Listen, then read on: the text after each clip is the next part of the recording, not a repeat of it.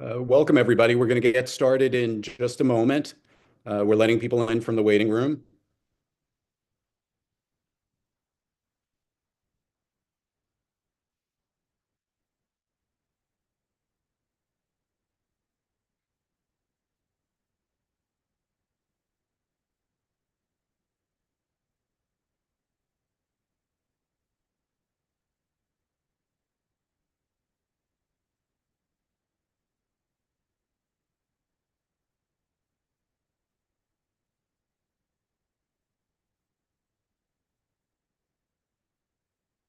All right, we're going to get started. So thank you and welcome, everybody. My name is Andrew Berman, and I'm the Executive Director of Village Preservation. And we, along with the City Club of New York, Friends of the Upper East Side Historic District, Historic Districts Council, Landmark West, and the New York Landmarks Conservancy are co-sponsoring tonight's forum on preservation issues with candidates for Manhattan Borough President. Our candidates tonight are State Senator Brad Hoylman-Siegel and City Council Member Keith Powers. Now, very briefly, the format for tonight is that each candidate will make a 1-minute opening statement, followed by a series of questions asked of both candidates from the 5 co-sponsoring groups. Those questions will have a 1-minute time limit. Each group will then ask a question from the public, either one submitted tonight via the Q&A, so you can submit those questions at any time using the Q&A function, or which the groups have received previously. That will be followed by a 1-minute closing statement from the candidates, and we're aiming to wrap up by about 7 p.m. or so. Tonight's forum will be recorded and shared with all who are registered, placed on Village Preservation's website and YouTube page, and all of the co-sponsoring organizations will also be sharing it. Just a note, the co-sponsors of tonight's forum are 501c3 organizations, which means we cannot and will not be endorsing candidates. But we can ask candidates to provide information about their records, perspectives, and plans on issues of import to us, and allow you to hear their responses and use that information as you will. We hope that you will find this is a good opportunity to learn more about the candidates, their records, and what they stand for. Now, if you have any technical issues tonight, please just email rsvp@villagepreservation.org. And if it hasn't already, that email address has been placed in the chat, which has otherwise been disabled. So I'm going to ask the candidates to turn their cameras on, and we will get started. And William, you can take down the opening slide. Great. All right, so we'll first start with 1-minute opening statements, and we'll do closing statements in reverse order. We will start with State Senator Brad Hoylman-Siegel. Well, good evening, everyone. Thank you, Andrew, and thank you to all the organizations with whom I've worked over the years as state senator for the West Side. I represent the West Side of Manhattan, from Christopher Street, home of the historic Stonewall Inn, birthplace of the contemporary LGBTQ human rights movement, all the way up to West 103rd, or as my team likes to say, from the gay bars to Zay bars. And it's a historic neighborhood in so many respects, and one that I want to share with my daughters, and I hope my daughters' future. There is a natural tension now between preservation and the need to build more housing in New York City. We can overcome it. I believe strongly in the power of our local community boards to play an important role in that regard. I cut my teeth. My first organizing activity as a new New Yorker over 30 years ago was fighting to save the Edgar Allan Poe House at NYU. And I took a lot of lessons from that fight. One, which is you have to engage the local community and local community boards. And two, you got to fight what you believe in. And clearly, that was a cause that was noble and an effort that we need to continue throughout the entire borough. Let me say, in my career, I have just recently fought to save a historic landmark on the Upper West Side, the Metro Theater. And that's an example of adaptive reuse that I think preservationists and those who want and need to build more can take to heart. That was with state funding that I helped provide along with our governor and local assembly member. And it's something I'd like to replicate elsewhere, whether it's in the meatpacking district, in Lower Manhattan and Inwood, or on the Upper East Side. We as preservationists and those who want to see New York City have our work cut out for us, but I think my record shows that I'm up to the challenge, and I look forward to your questions and comments tonight. And also wanted to thank my colleague, Keith Powers, for his participation. Thanks so much. Thanks, Brad. Going to pause you there. I had a little trouble with my timer, so Keith will also give you a little It was extra. confusing. I didn't know it was counting up or down. Well, hopefully I can get this worked out. But Keith, the floor is yours. Thank you. Nice to see you, Senator. Thank you, everyone, for being here tonight. I'm City Council Member Keith Powers. I want to thank all our amazing organizations here. Many I've had the chance to work with along the way for putting this forum together, and people that are really committed to the future of Manhattan. I always say we're in this fight together, and we're all trying to fight for a better run, a more affordable and a safer city, and that starts with Manhattan.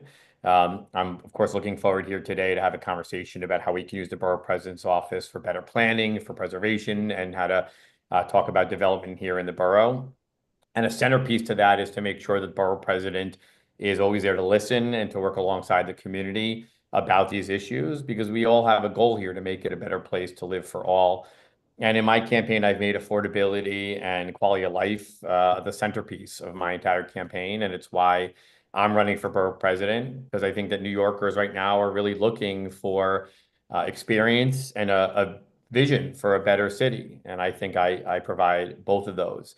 What I've always promised is that I would stand up for my neighbors. I'm a lifelong resident here in Manhattan, born and raised here in Stuyvesant Town and Peter Cooper Village, where I am sitting here today.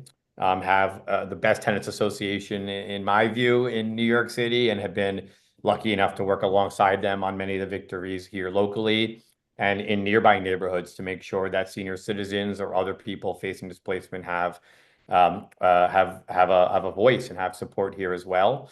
Right. So very eager to talk about what's ahead, and grateful for you guys giving us an opportunity to do that. Great. Thank you so much.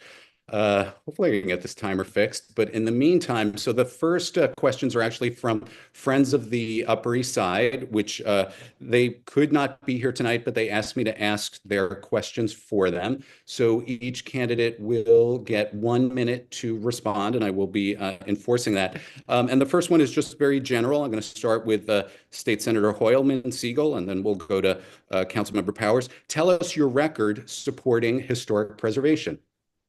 Well, my record stretches back to my earliest days as an activist, helping launch the campaign to try to save the Edgar Allan Poe House from its destruction by NYU's expansion. And I carried through that project as a member of Community Board 2 in the village, where preservation was always top of mind, including the fight around St. Vincent's Hospital, which we lost. That hospital left, but we saved in the process an incredibly important mid-century modernist building, which is now the home of the Lenox Hill emergency room. And to me, that's another example of adaptive reuse and how preservation can be a friend to economic growth and progress. And I think we've seen that at the Metro Theater on the Upper West Side, where just last week we announced a huge state support. And I'll continue to do that, making sure that historic preservation goes hand in hand with affordable housing and making certain that we grow our economy. Okay, thank you, Brad. Same question to you, Keith. What tell us your record supporting historic preservation? Thank you. And shout out to the Friends of the Upper East Side, who I've had a great fortune to be able to work with over the last few years. Look, our goal with Friends of the Upper East Side and other organizations is to make sure I'm very lucky and fortunate to represent so many iconic places in this city on the Upper East Side and beyond that, to have a district that adds and contributes to so much of the historical and cultural fabric of the city, and to really vibrant, strong neighborhoods. And that includes Carnegie Hill and the Upper East Side. And we have also fought together to make sure that as we're building and growing here as a city, that we also make sure we have the community's voices as part of that process to make sure that we are fighting for sensible policies here.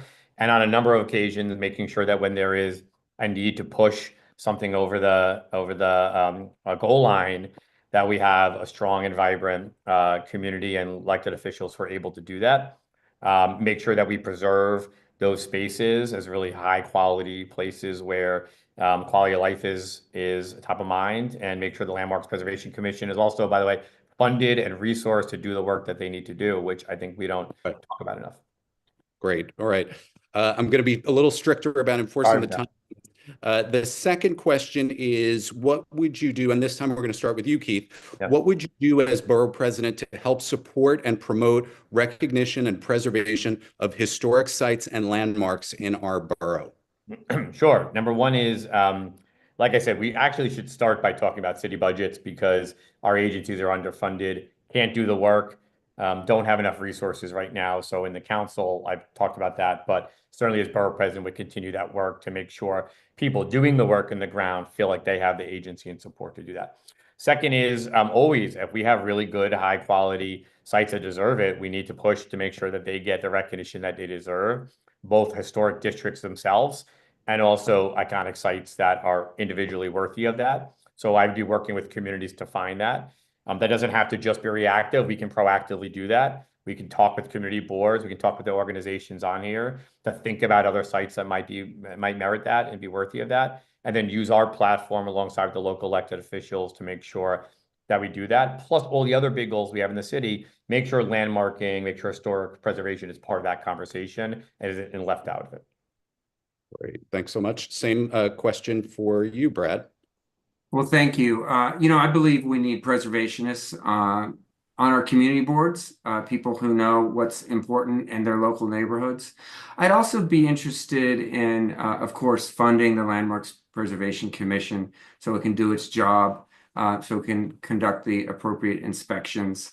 But third, London has an amazing blue plaque program, and I think part of New York's shortfall when it comes to historic sites is we don't do enough placemaking and recognizing sites of famous, homes of famous authors and painters and activists.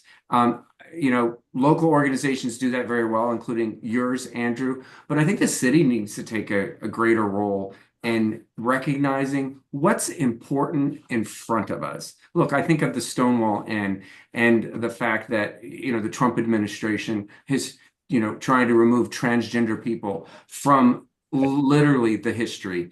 New York City can fight back by making certain we recognize our local history in that regard. Great. Okay. Switching gears a little bit, here's a somewhat more complicated question from friends.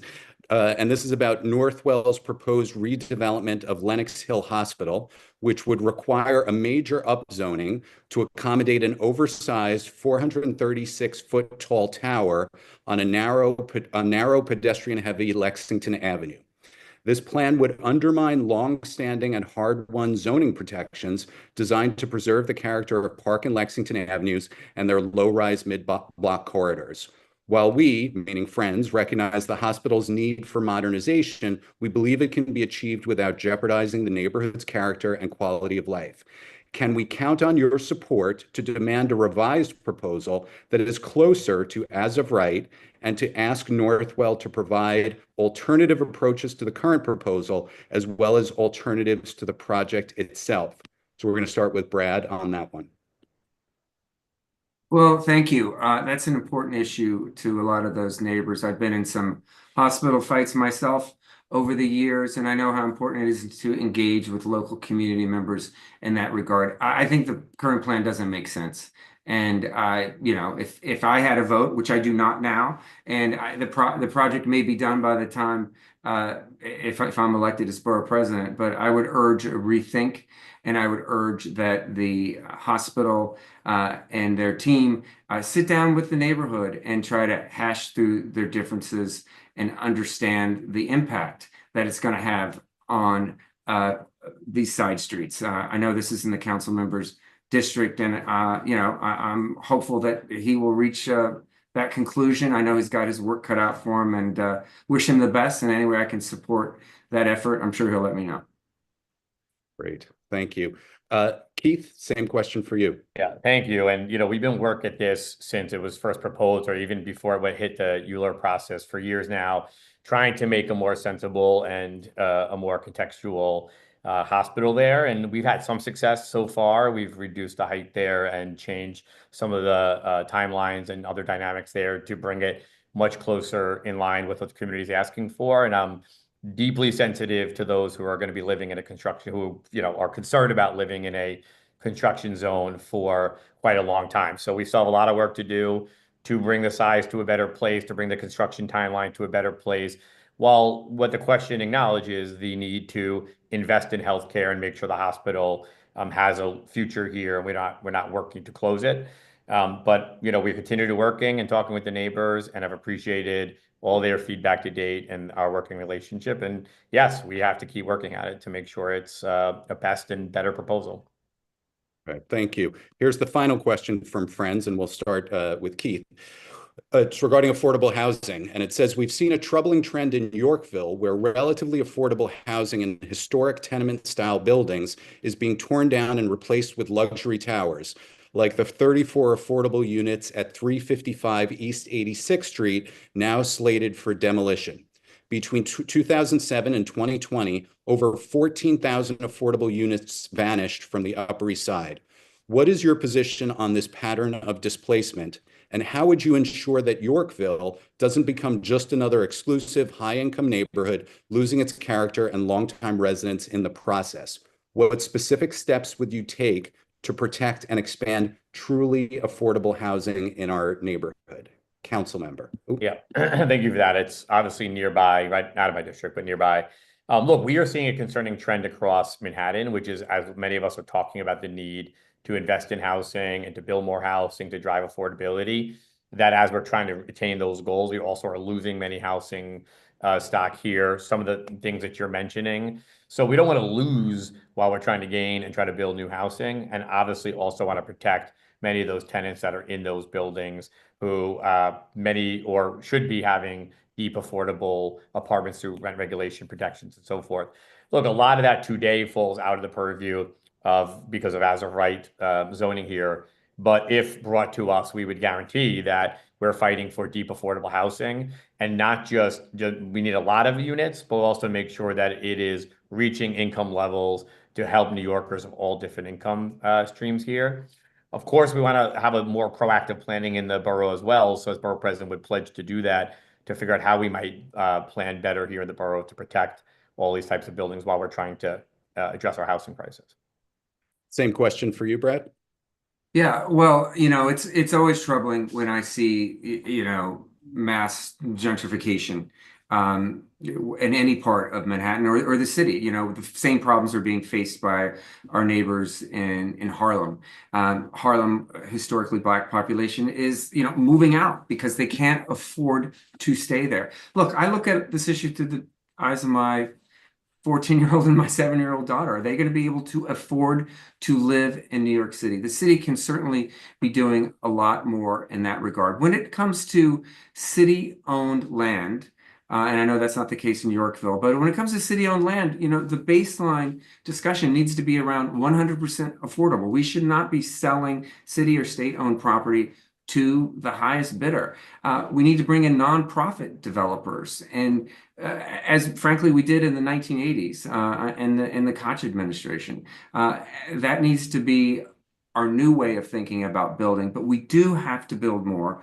And one of the things I want to do, Andrew, is create a Manhattan Tenants Union to organize tenants who are currently in rent-regulated apartments and those who are under the new regulations under good cause eviction. That should be borough-wide. Tenants need to know their rights.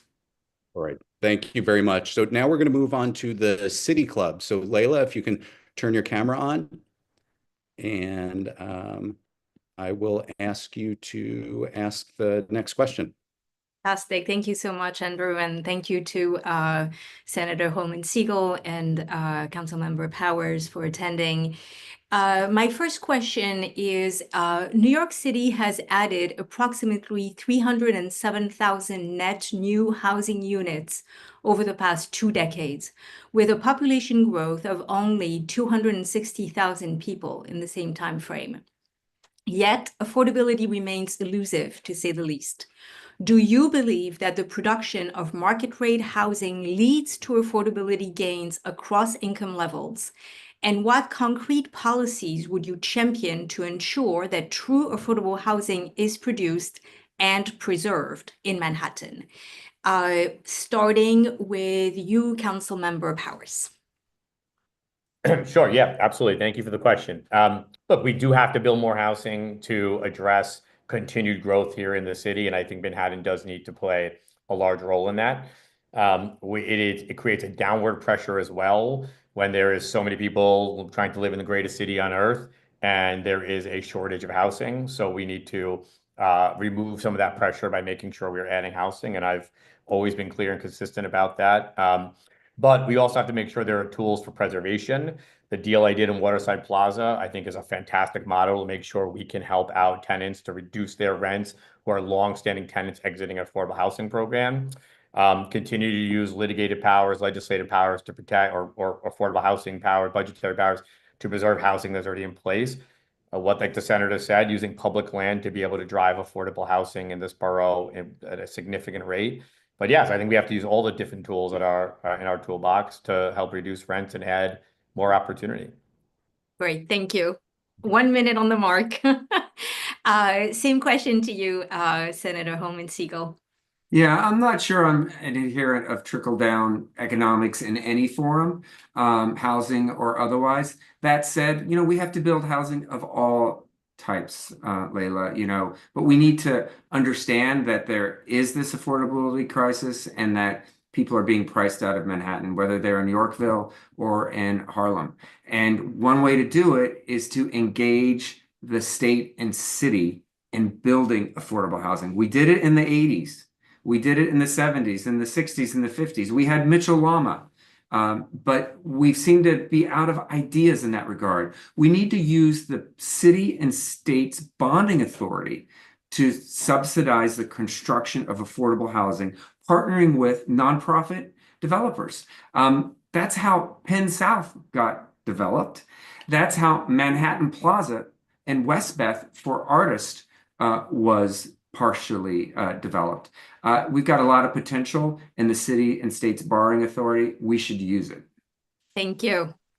The next question is about community boards. Last year, it came to light that multiple appointees to Manhattan community boards were affiliated with a lobbying organization, raising concerns about the integrity and independence of the boards. Do you believe that community boards should be insulated from lobbying organization influence? And what specific reforms would you implement to ensure that the community board appointment process is transparent, equitable? We are going to start with you, Brad. Well, I strongly believe in the power of community boards, having served on one for a decade, having been chair of Community Board 2 Manhattan for 3 terms. When I was community board chair, I joined the team of the new borough president back in the day, and we came up with the idea to have an independent screening panel to review the qualifications of community board applicants, but in a dispassionate way and through people, community groups, advocacy organizations, preservationists who could look at their credentials and make an assessment. I think we should consider that model, and I'd like to return to it. I don't think the staff of elected officials, for example, are appropriate to be on community boards. Look, if you're a member of an advocacy organization, I think, that's fine. Paid lobbyists kind of, always make me pause. But I think it's about the pecuniary interest of an individual and whether they actually have a vested interest in issues before a board that should be most concerned about. Thank you. Thank you. Same question to you, Keith. Yeah, thank you for the question. Look, my goal is to have a diverse and balanced set of community boards. It is okay to disagree. It is okay to have different opinions on a number of these issues. What is essential and important is that we have a good place for people to bring their best ideas and to serve our borough. Term limits is also coming, so that is going to mean that we are going to have to do a heavy task here of recruiting a whole lot of people. We don't want to lose the expertise of many people who have contributed a lot to those boards. So number one, just similar, like I absolutely would commit to a independent merit-based screening process that I think would draw out the best people, but also make sure to bring in voices from different neighborhoods to make sure we have diverse boards, we have different generations being represented on our board.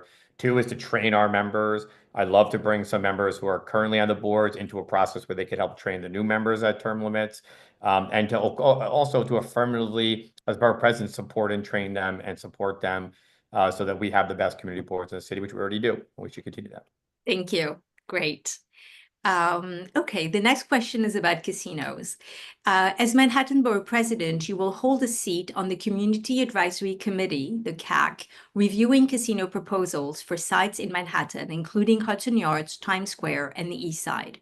Do you support or do you oppose the siting of a casino in Manhattan? And how would you vote on these proposals if or when seated on the CAC?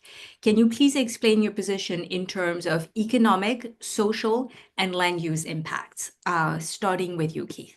Yeah, thank you. Look, to the last part, like, of course, we know there's a potential economic boost to the city and lots of jobs that are associated with that. And that's why I think this conversation is happening here. And what I've said along the way that well, first of all, I should mention, like, I think some of the CACs will probably occur and happen before we are, sitting in the borough president's office. But what I've said sort of consistently is that projects moving through that process need to demonstrate clear, consistent, and strong community support and offer tangible, substantive community benefits that would improve the lives of people in Manhattan, and to demonstrate that they are an additive feature to this Borough of the city. And there's a lot of proposals outside of obviously Manhattan that will be doing that as well. So while I don't know that we will be there affirmatively as the borough president, and of course we both have roles otherwise, those are the clear and outlined criteria, and we are going to be watching to see if any of those meet that criteria. Sorry, Andrew Berman is stopping me. Thank you. Brad, same question. Yeah, I'm going to be straight up with you, Layla. I'm opposed to casinos. End of story. But I recognize that there are job benefits, good union, jobs included. But there's a really good location in Queens that has community support, and I think that's what we need to understand, that this is about whether a community wants a casino or not whether it's imposed on a local community because the civic elders think otherwise. And that's why we have a community advisory committee. That's why we passed legislation in Albany to make certain that was part of it. So I think there are a lot of proposals out there for casinos in Manhattan. I haven't had a constituent, a voting, living, breathing member of Manhattan come up to me, grab me by the lapels and say, Senator Hoylman Siegel, we need a casino in my neighborhood. I don't think it's going to happen. Thank you. My final question has to do with NYCHA. Last week, NYCHA Reese houses on the Lower East Side voted overwhelmingly to reject a Rat Pack conversion. What is your position on Rat Pack conversions underway at NYCHA developments, including the proposed demolition and redevelopment of Fulton, Elliott, Chelsea houses? Do you support or oppose demolition of public housing, generally speaking? Starting with you, Brad. Thank you. This is a complicated issue, as you well know, Layla, and one that I've been engaged with my local council member. We need to preserve and protect NYCHA. The problem is, of course, that there's no money coming from the federal government, and there's just drips and drabs coming from the city and state. As borough president, I'm going to advocate and continue to fight for a dedicated revenue stream from the city and state for public housing. That's number one. Number two, there are opportunities at Brad Packs across proposals across the borough and across the city. But I think tenants need to be fully consulted on whether they want to proceed with a RAD pact. To me, that's the most important thing, is that tenants who live there, paying tenants who have a right to participate in the engagement of a RAD pact, have a say and a seat at the table. Thank you. Keith, same question. Sure. Yeah. Look, number one, I'll say my position is that if the tenants are in support of it, that I would support them on that. And there are going to be instances where they're not. And I do not want to plan force down them that does not serve their needs in their communities. So for me, it's really, really important, just like where I live, that the tenants are behind something, that we provide them the support. And if they're not, that we stand with them. That's like how I want my community to be treated. I will add, I've been knocking on NYCHA doors throughout this borough constantly, and we have a lot of work to do to make sure we improve the living conditions in them. We improve public safety measures, doors that don't lock, conditions that no one here would want to live on. We do need a citywide and borough-wide strategy to start funding the capital plan of NYCHA at a much greater scale. That is going to be a major focus of mine as borough president. It is unfair to see what the conditions are in many of these apartments, and the tenants want just what we want. They want basic quality of life here. So I'm firmly stand with them. Thank you.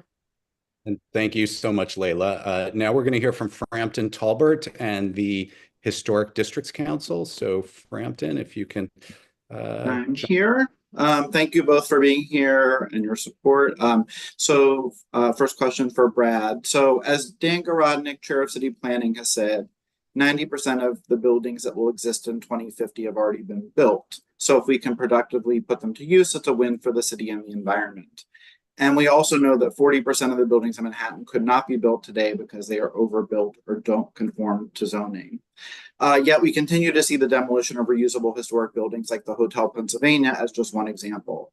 How would you incentivize and prioritize adaptive reuse of existing historic buildings for housing?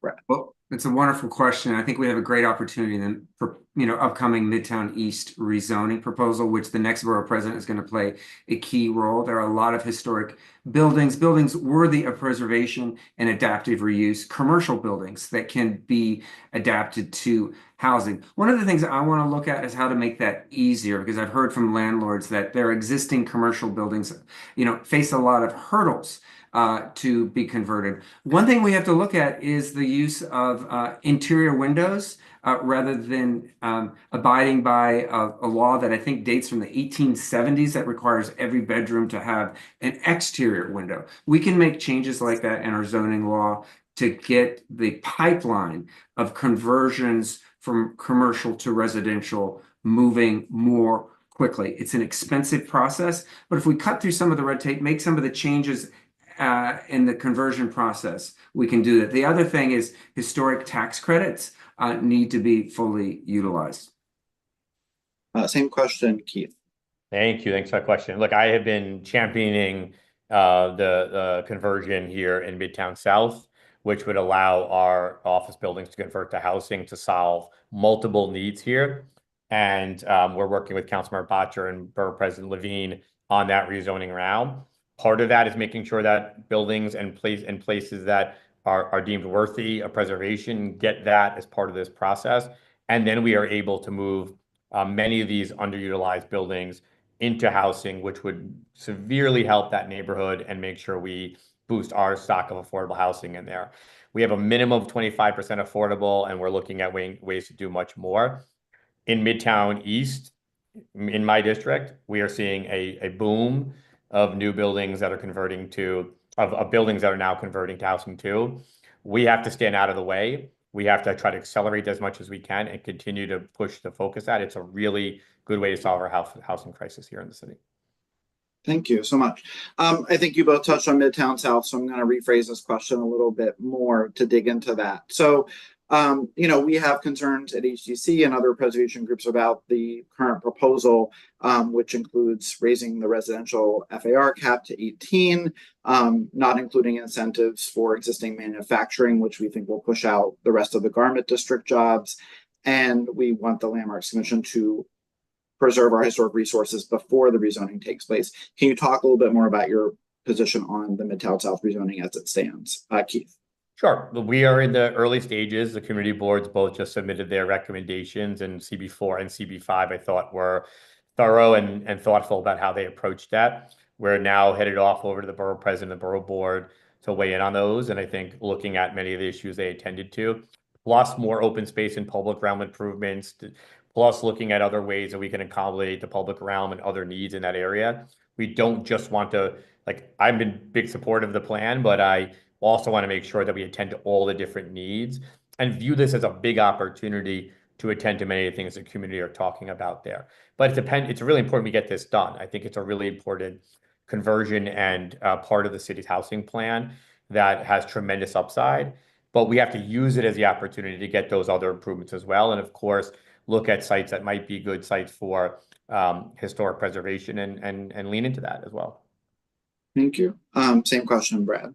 Yeah, you know, the borough president is really, the question is, how's the borough president going to play a role in this? And the borough president has great convening authority when it comes to rezonings. And I remember almost every stale donut and lukewarm cup of coffee I had in Gail Brewer's conference room, where she hashed out a solution to the Garment District rezoning issue. I think we need to go back to that practice of convening stakeholders and hammering out agreements. It's something I'm extremely committed to. I'm proud to have the support of Gail Brewer and two other former borough presidents, including Ruth Messinger and C. Virginia Fields, who also used their power in that regard.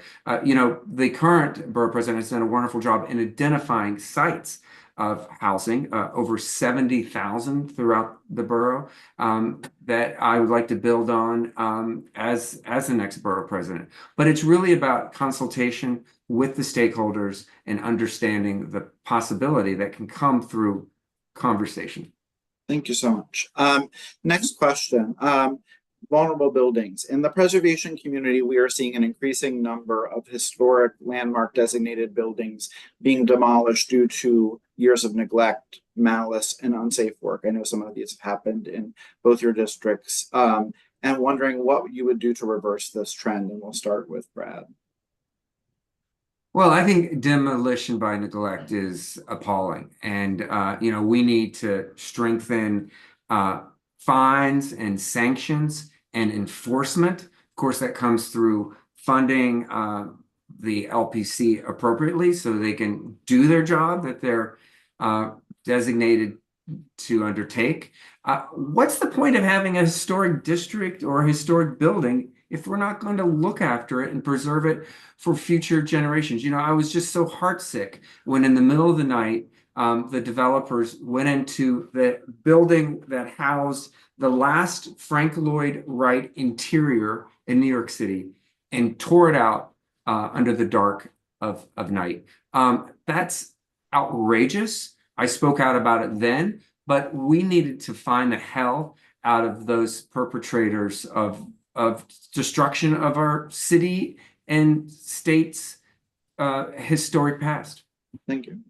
Keith. Yeah, look, I mean, sometimes we've seen the different agencies, landmarks, and past examples, Department of Buildings and others being sort of miscommunicating and not being able to have. I think we saw an example in Bed-Stuy where that happened, and there was a deep miscommunication between agencies. That's a major problem, and borough president role has to step in to help fix that. Look, I think the point of landmarking is to preserve buildings. So, you know, trying to have a preventative strategy or to allow them is something we may have to look at ourselves as an update. It should be preventative from that happening in the first place. I think most New Yorkers, the point of the landmarking. Thank you.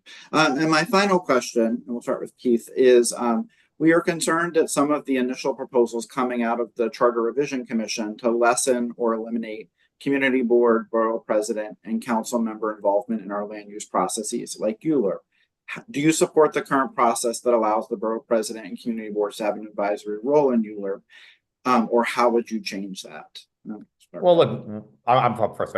Look, one thing is I do think it'd be interesting to give the borough president more affirmative power to initiate actions and land use actions in a way I mean, Community Board 6, which I was on, we were working on a 197-day plan, as many other boards have, and they tend to go on for a long time and not really get empowered or passed at the end of the day. So thinking about where the borough president's powers themselves could be updated to not just make it so that city planning or a private actor can move forward rezoning actions, would I think put some more power back in the hands of all of us here in the borough. So I think that's definitely a starting point here to make sure that the borough president has more action, and then we can work with folks in the borough to look ways to move forward actions that we like. It also would give us more power in specific scenarios to really ourselves dream up what the scenarios that we want to see and be able to move it ourselves. So that's one thought, an idea.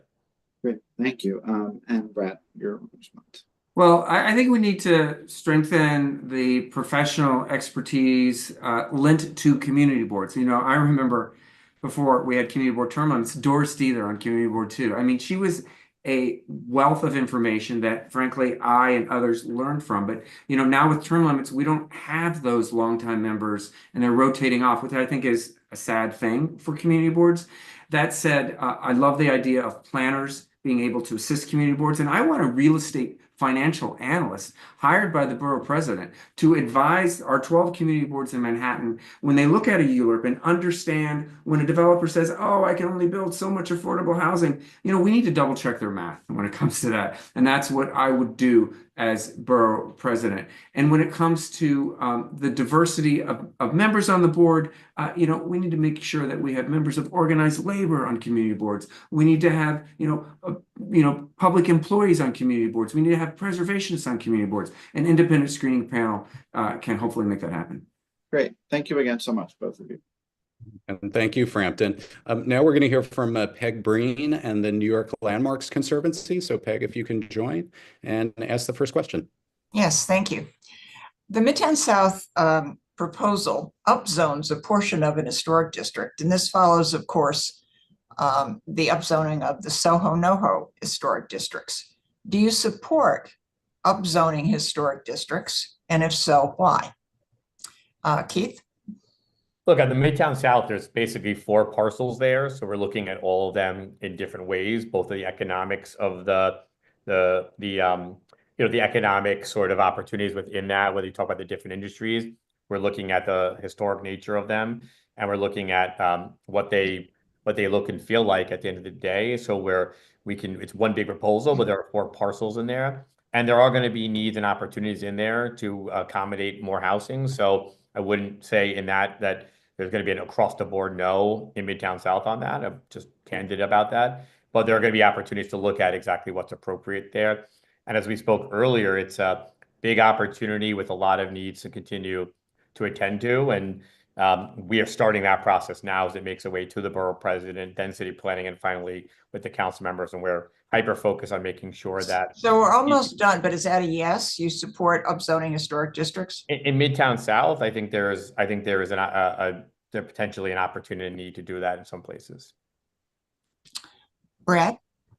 Yes. Well, my answer would be it depends on the neighborhood. I think there are areas in Midtown South where upzoning would be appropriate. Look, we have a housing and affordability crisis, but we need to do it with context. We need to do it in consultation. We need to do it as convening members and stakeholders of community boards and businesses and garment center,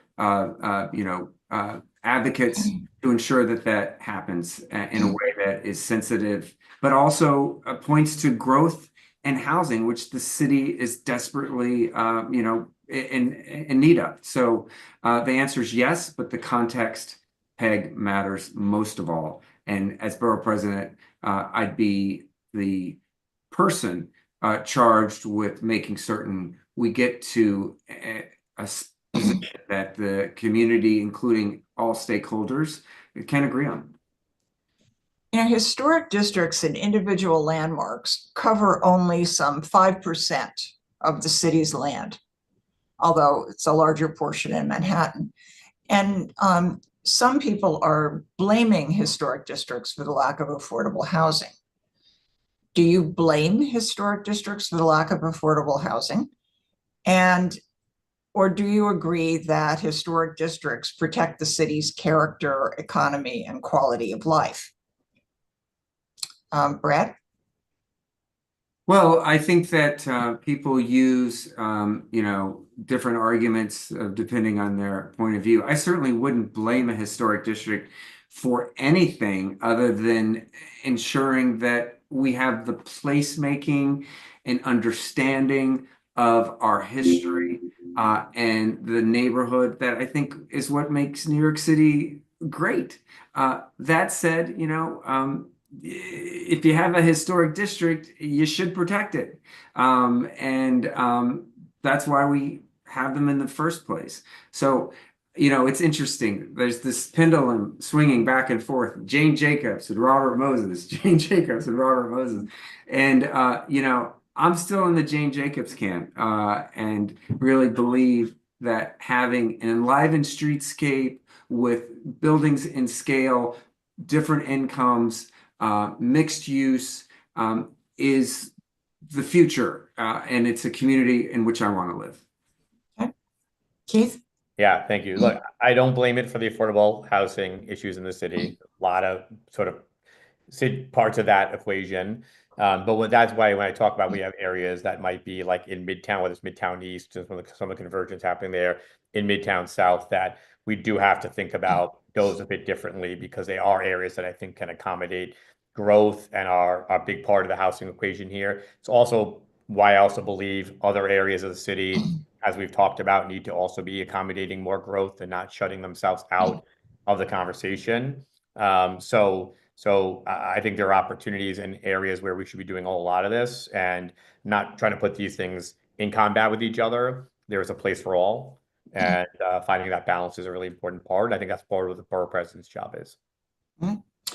Governor Hochul recently announced that she would not allow Amtrak to demolish the block south of Penn Station, and that she did not see the need for a proposed $17 billion underground station for New Jersey Transit that is proposed to go under that block. Do you agree with the governor? Keith?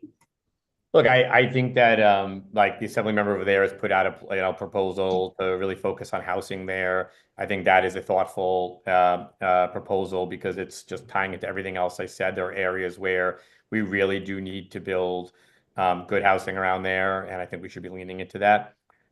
So I think that should be the starting point of our conversation in around that area.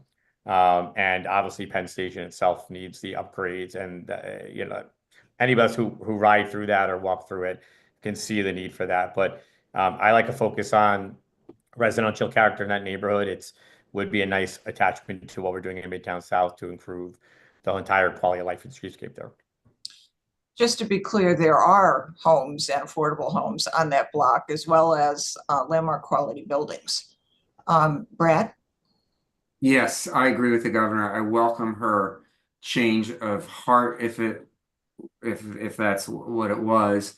I think that Gateway, an important project, economic development, the commute from New Jersey, I get it, jobs coming in, but it would seem totally unnecessary to destroy an entire block. Yes, there are historic buildings on that block, including a church. There are lofts, there are rent-regulated tenants, there are small businesses.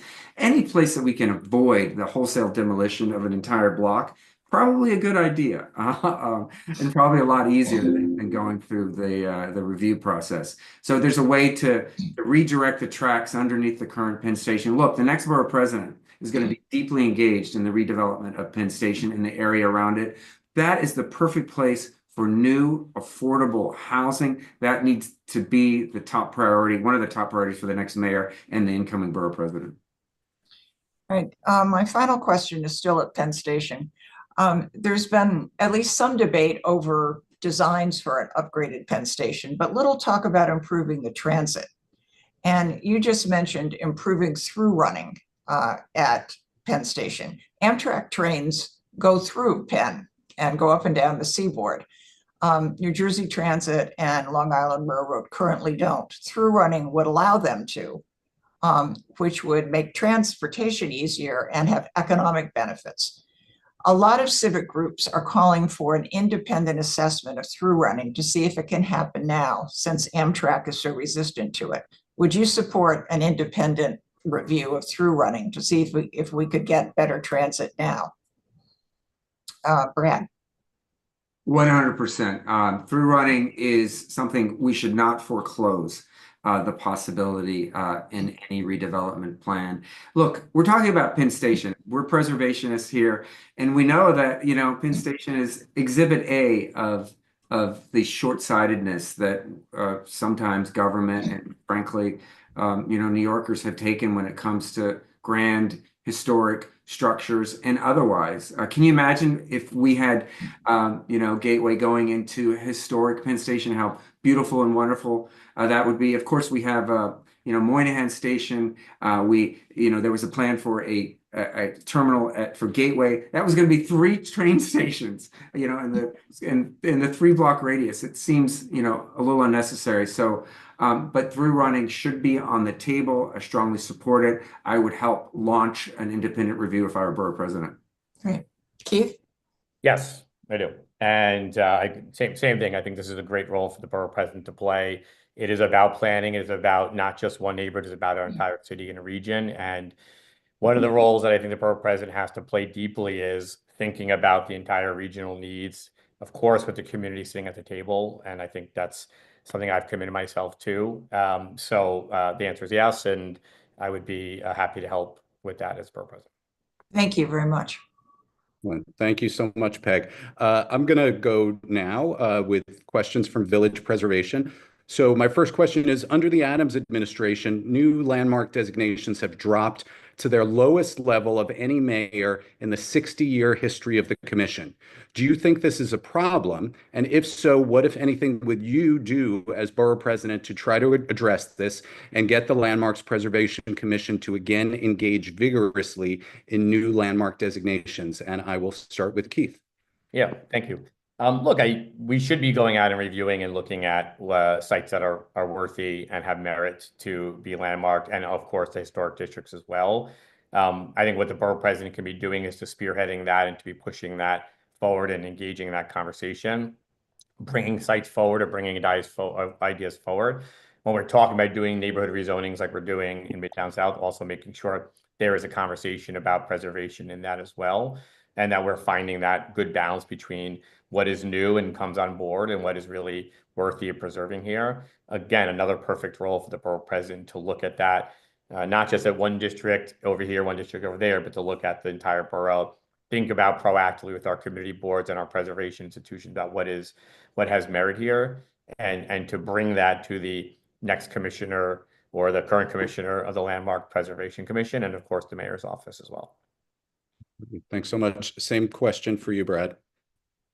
Yeah, I think it's a shame that we're not recognizing the history of New York City. And it's, you know, it's architectural history, but it's also about people who've lived in these buildings and worked and created and made the city and country what it is. And really, I want that future recognized by my daughters. And we won't do it, Andrew, unless we identify those buildings, those parcels, those neighborhoods that are worthy of preservation. And we need help. We need help from our community boards to do that. So I think, you know, I'd like to replicate the model of a lot of the preservationists on this Zoom. Grassroots organizing from the bottom up, not top down. Help the borough president identify buildings worth saving, buildings worth marking as important to our city and state's history. Thanks so much. Next question. What would your position be on the current city plans for a 60-story tower of mostly super luxury housing at Gansevoort Square and to demolish the Tony D'Appolito Recreation Center, both on city-owned property in Greenwich Village? And we'll start with you, Brad. Well, I mean, that plan sucks, to be blunt, but and it needs a complete reconfiguration. I'm sorry that the RFP went out without the community consultation that frankly was ignored. And I'm going to work closely with the council member there for a remassing that both provides the housing and the support to the Whitney Museum and the High Line. But it's just, it's basically a middle finger at the local community. And we need to rethink it. But it goes back to my earlier point about city and state-owned parcels and the need to start the conversation at 100% affordable. But in some cases, Andrew, it has to be acknowledged that, some market rate housing could actually contribute to more affordable housing. So we have to keep that in mind, and we have to work with the local community and listen to their opinions. Thank you. Same question for you, Keith. I actually knew Tony Dapolino personally, and was a legend. So losing that recreation center is a personal would hurt a whole lot. And I hope they are able to keep it and repair it. And if we want to do something else alongside that, that's always, I think, always a possibility, an idea. But he was a family friend, so I want to make sure we always have a Tony Dapolino recreation center in this city. Look, we do need housing. We all recognize that. We all understand that. Those proposals are about to hopefully go through a pretty vigorous exercise that would deliver a lot more housing, bring them into where the more skill in line with where the community wants it to be, and to be more thoughtful about it. So I know they all have to go through a lot of community input. What I've heard from colleagues is that they feel like it started without them. It went ahead of them. So I think getting a restart on that would be helpful. But I want to make sure we're not totally crushing proposals that could deliver housing here and make sensibility out of them. Great, thank you. So the next question is, what's your position on the Faith-Based Affordable Housing Act, which would for the first time limit the jurisdiction of future landmark designations and supersede current zoning protections, allowing construction on landmark sites which might otherwise be prohibited, and allows significantly larger developments than local zoning allows, simply for including a small fraction of quote unquote affordable housing? And we'll start with you, Keith. I support it. I do think there's a need for housing here. I'm not well in the weeds on the bill that's happening in the negotiations in Albany, but on a larger scale, I'm supportive of it, and I hope they can find a way to make it attentive to some of the concerns that you're raising. But hopefully, we can also find something that would move more housing here. I think there is a possibility to do that. Thanks. And Brad? Yeah, I support it as well up in Albany. But my reading of the bill is that historic places of worship are excluded.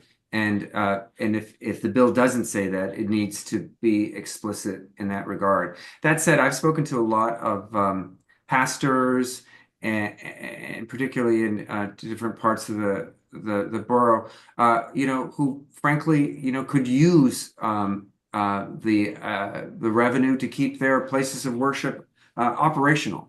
But I'm fighting right now to save the West Park Presbyterian Church on the Upper West Side. So the block just south of Penn Station has a historic church. So churches, synagogues, and mosques, other places of worship are part of our communities.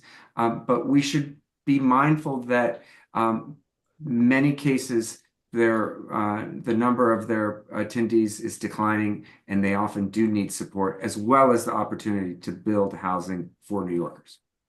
All right. My final question. Do you believe that increasing the production of unaffordable market rate housing helps to make housing overall more affordable, as plans like City of Yes have been premised upon? And what is your position in general on upzonings that increase the allowable size of market rate residential developments? And we'll start with Brad. Again, this is that classic supply side trickle down theory around housing. We need housing of all kinds, market and affordable, but we certainly need more affordable. I'm glad that we passed the protections around good cause eviction, which is why, Andrew, I want to create a Manhattan Tenants Union so that tenants who live in market rate housing and qualify understand their rights under our new law. I'll also say that it's important that we look to upzone, but at the same time, historic districts should be protected. That's why we excluded historic districts from the law that we passed in Albany to increase the FAR across Manhattan and the other boroughs. Thank you. All right, and the last group questions are going to come from Andrea Goldwyn. Andrea's from the New York Landmarks Conservancy, but she's asking the questions from Landmark West, who could not be here tonight. Great, thank you. I think Keith didn't answer that last question. Am I wrong? Oh, is that right? I'm sorry, Yeah, Keith. Sure. Andrea, Just restate it for me one more time. Sure. So the question was About market-based housing, I think, right? And like, do you believe that increasing the production of unaffordable market rate housing helps to make housing overall more affordable? look, I think adding more housing takes pressure off of people today when there is a really high demand for housing in New York City, especially Manhattan. There are people who are living in it, and a high demand does help create a real pressure on them. But it's not the silver bullet across the board. We need to do a lot of different things to help create the housing that New Yorkers need. And when we talk about City of Yes, like people can like it or not like it, but there were provisions in there that added density, came with some affordable housing production as well. So we want to make sure that there is a affordable housing being matched alongside other housing being created here, and we can strengthen those types of protections and programs. But we need to do a lot of things. I'm not saying that as like a catch-all. I'm saying that it is really the truth. But adding new housing online as well does create pressure off of existing tenants from feeling like there are Hunger Games when it comes to looking for an apartment in New York City. And I think young people particularly are feeling that squeeze in a really deep way right now. Thank you, and apologies for skipping over you there. Okay. Andrea, so we are now going to go to you. Okay, great. Thank you. So this is a great segue. These are the questions from Landmark West. And the first one is, throughout the City of Yes review, we heard a lot about how all neighborhoods need to do their part to solve the housing crisis. Manhattan has the two densest neighborhoods in North America, the Upper East and Upper West sides. What would you quantify as doing their part? And is there such a thing as a neighborhood being too dense? Keith. Yeah, conceptually, is there an answer for being too dense? Of course. But I think what we're talking about is not really just about Manhattan. It's about a 5-borough plan to make sure we are opening and accessing neighborhoods where long-time production of housing has been pretty stagnant. We're not getting new housing at all. We're not getting affordable housing, and making this a 5-borough strategy for increasing opportunities to good neighborhoods. Because right now, just like I was saying about the housing, the neighborhoods are getting stressed out with high demand coming in from all the cities. So we need to open more opportunities to every single neighborhood. I think that was a big part of what City of Yes was about, is 5 boroughs contributing in a modest way to new growth and trying to attend to different sort of concerns here. And I just would note in my district, Community Board 6 was fully in support of it. Community Board 8, Community Board 5 had registered support for it, nuanced support for it. So on my community boards, we had, more support for it than I think you saw in other places. And yeah, good. Sure. Yes. I mean, density is a blessing, but it's also, it's also can be a curse if there's too much density in a neighborhood. That said, it is really one of the things that makes New York a place where people want to live, because there is an abundance of opportunity. But we have to build on that, yet be mindful of neighborhoods that where the character isn't appropriate. So it's really about that, Andrea, bringing neighborhoods together, bringing community boards and stakeholders together to discuss what's appropriate in a neighborhood, what works. And it's not one size fits all for every borough. It's certainly not the case for Manhattan and its many neighborhoods. That's why utilizing community boards and convening them project by project is so important. Great, thank you. Next question. There are several landmark-worthy sites that New York State has deemed eligible, but the city's Landmarks Commission will not designate. Lincoln Center is a case in point. Would you advocate for greater landmarking protections for a site like Lincoln Center, which is internationally renowned but has no legal oversight against inappropriate alteration or demolition? Brad. Yes. God, I hope nobody's planning to build a casino in Lincoln Center. And, I'll tell you that it's kind of that, that mid-century modern architecture that is really at this point the stepchild of city and state government, in this case, not the state. And we need to recognize its beauty, its importance, its, the way it captures people's imagination. So we should push for Lincoln Center to be designated. And I'm really glad that the state has, and frankly surprised that the state has stepped up where the city has it. I think it also speaks to the fecklessness of the current LPC and the fact that it's underfunded, understaffed, and does not have the leadership that I think it deserves. Great. Keith. I mean, I was surprised to find out that Lincoln Center is not landmarked. I think every New Yorker would have assumed that, like many of our other cultural institutions and important places. So, I mean, I'd love to talk to them about it and hear their thoughts on it. But yes, I think it is worthy of a designation. And there are other sites I'm certain that meet that criteria as well that have not achieved that. So I would be happy to look at the state's designations as well and see where we might be able to put some others into that mix as well. So I think it was a two-part question, but I will say for sure Lincoln Center feels like a place that should be preserved. I'm surprised to even know that's not the case. Great, thank you. Next question.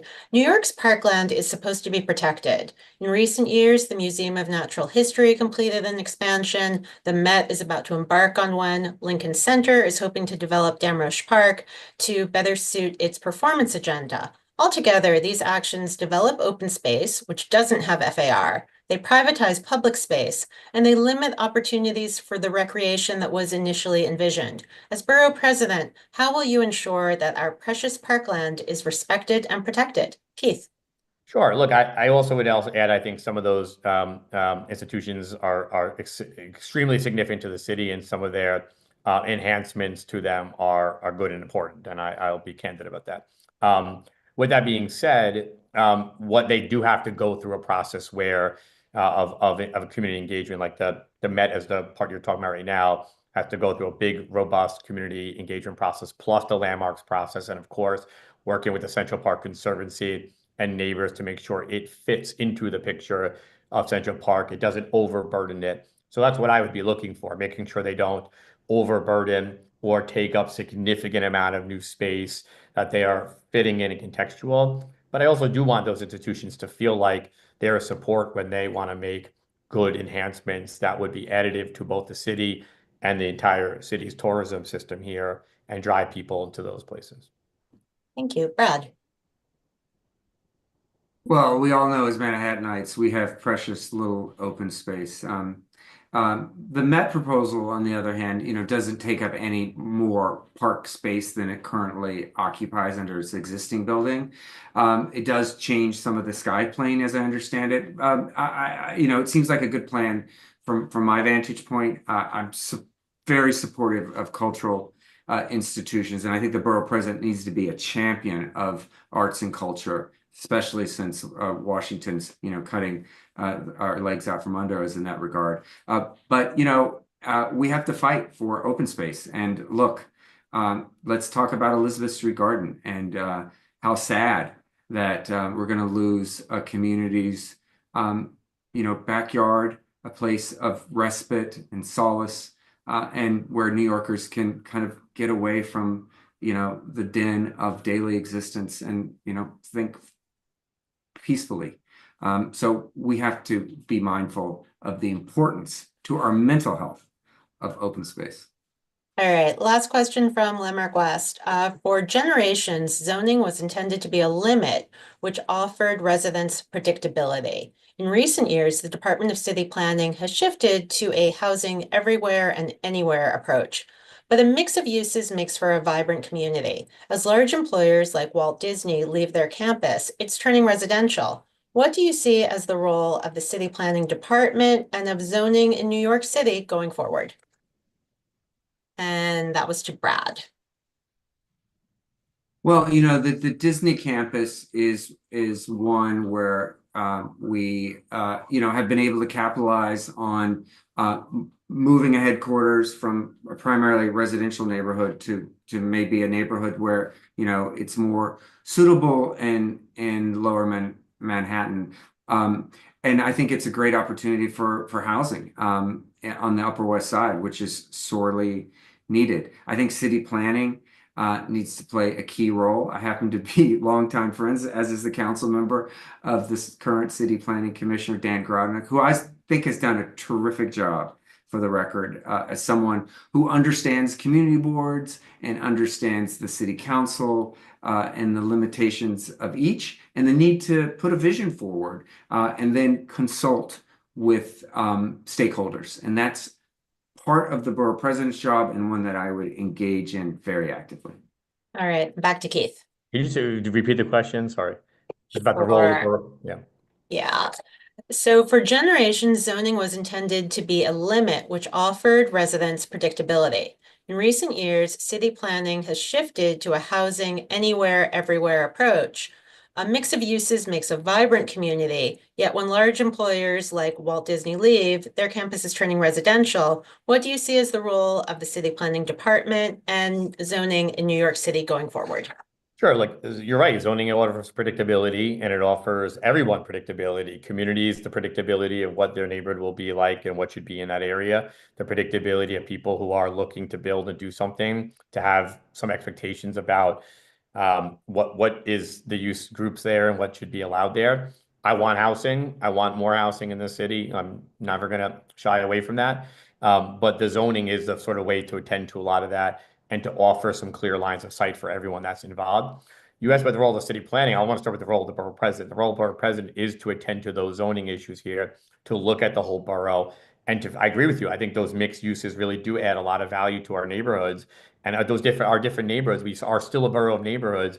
Those different neighborhoods make us like a great borough and make it so that we really have a good sorting out of different uses here. So the borough president has to look at that big picture and also be careful that we do that in a really careful and thoughtful way.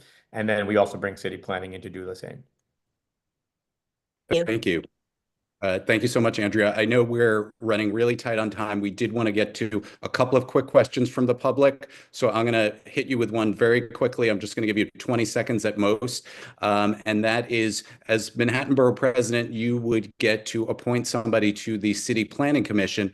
Who would you appoint? And if you can't offer a name, what sort of person would that be? And I'll start with Keith.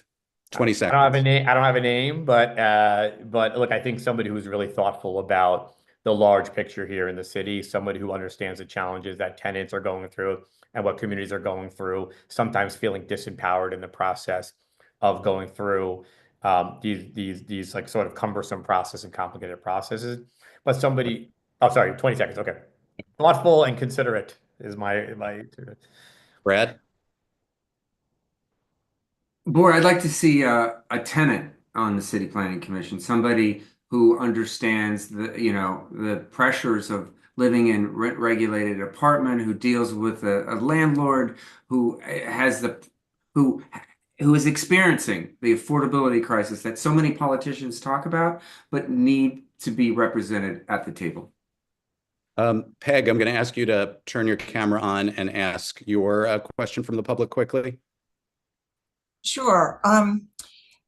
This person wants to know whatever happened to community-led planning. There was always a complaint that if a community went through its own planning process, city planning usually rejected it anyway. But we seem to be moving far away from any community-based planning. Can you bring some back? Start with Brad. You know, I love these community-led plans, and we've had different variations of them on the West Side, particularly in Chelsea 25 years ago, and frankly, it was a big success, and should serve as a blueprint for future efforts. That ability to lead a community plan is still in existence. It requires funding and expertise, something that I'm committed to providing as borough president. pause you there, and 30 seconds for Keith as well. Sure. Well, first of all, I've started. If you think we should have a city planning commissioner who is a tenant and who will be strong on rent-regulated issues and lives in a rent-regulated apartment, I am your borough president. But kidding aside, I gave a proposal earlier. I think the borough president could do a proactive way of bringing forward applications and bringing forward land use actions that would help drive the community's input in this process. Right.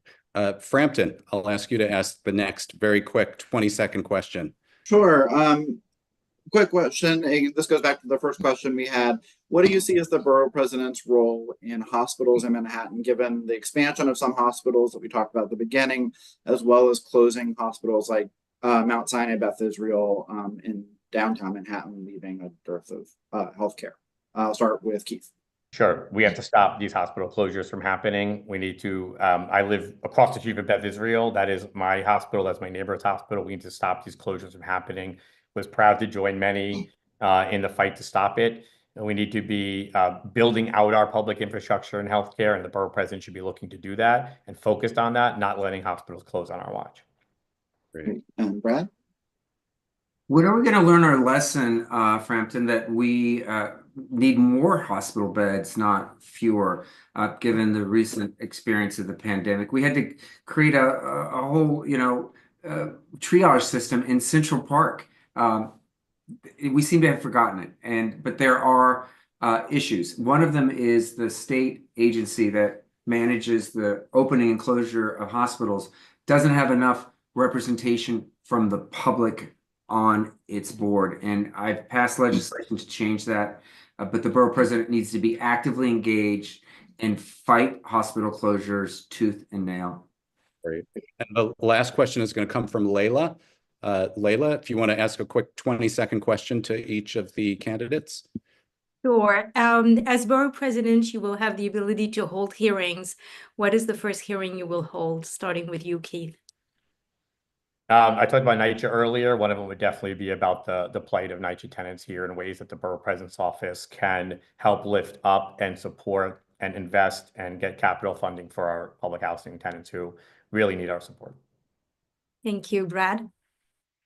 Thank you. There are so many issues, Layla. I would say, the future of Penn Station is kind of at the center of New York's future infrastructure. There's so many open issues. The borough president can play a big role, that convening role of stakeholders and experts and elected officials to get a plan underway that rebuilds that magnificent space, but also contributes to the future of our city.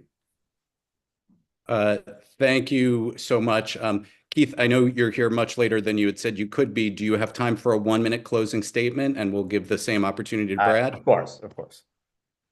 So the floor is yours. All right. Well, thank you, everyone. Sincerely, thank you to our moderator for holding us accountable here.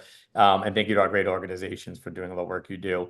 I'm, again, City Council Member Keith Powers, running for Manhattan Borough President. On the premise of I am a lifelong tenant. I'm a resident here in our borough who has been fighting for better tenant protections and fighting for better communities. My mom was a nurse right down the block at Bellevue. My dad owned a small business. We were able to build that through having a good neighborhood and good housing here that let the middle class continue to thrive here in a borough where that dream is eluding so many people. We have a lot of work to do in this city right now to create a safer, more affordable city and borough. We are the economic engine and we are the engine of opportunity for people all over the world. And we are the place where big ideas come to fruition. So I want to be the borough president for big ideas, for affordable housing and for tenants, and making sure that we all have a vibrant future here. And I thank everyone for their time tonight. Thank you. And Brad. Thank you, Andrew, and thank you everyone for these wonderful questions and the support you've provided our neighborhoods over the years. Brad Hoylman Siegel represented the west side of Manhattan for the last 12 years, passed 370 bills in Albany. I hope I've shown to some that I'm an effective public official, but I really see what I do as a servant of the public through the eyes of my two daughters, age 7 and 14. My 14-year-old just asked me to bring home iced tea for her. But, what is the future for them? Can they afford to live in Manhattan? Will there be a place for them to have a good job? Will they be able to access mass transit safely and conveniently? Those are the big questions that I think about every day. And as your next borough president, frankly, it's going to be my job, or whoever the next borough president is, to figure it out. I hope my record demonstrates that the support from Gail Brewer, Jerry Nadler, and Dan Goldman, and other elected officials, I hope also suggests that I have a collaborative nature that I hope to continue with this group and others. Thanks so much. Thank you so much to both State Senator Brad Hoylman-Siegel and City Council Member Keith Powers. Thank you to the co-sponsoring organizations, the City Club, the New York Landmarks Conservancy, the Historic Districts Council, Landmark West, and Friends of the Upper East Side. We will be sharing the video of this with everybody soon. And by the way, we had well over 200 people come through here tonight. I'm sure hundreds more will be watching the video in the future. Thank you so much, everybody, for your participation, and we will be in touch. Have a good evening. Thanks, guys. Thanks, everyone. Thanks.